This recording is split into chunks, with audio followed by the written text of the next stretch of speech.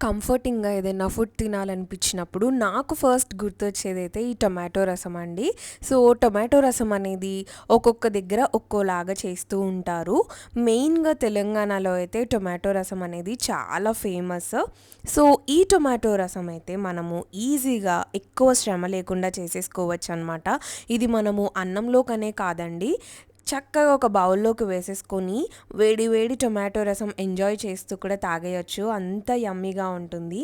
మెయిన్‌గా మనకి టొమాటో చారులో యాంటీ ఆక్సిడెంట్స్ ఉంటాయి. మన డైజెషన్‌కి చాలా యూజ్ అవుతుంది.